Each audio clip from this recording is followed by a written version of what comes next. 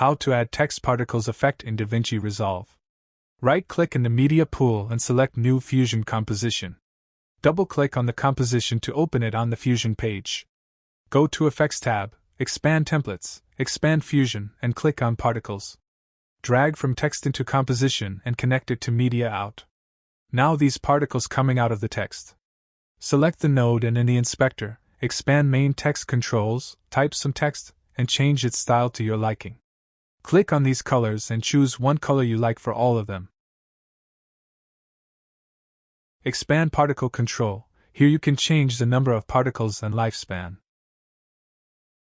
Click on the color and choose the same color you chose before. Expand Particle Dynamics. Here you can change the direction and speed of the particles.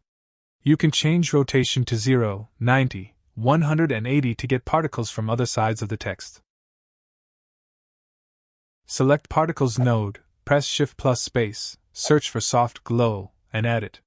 Right-click on the Gain property, and choose Modify with Shake.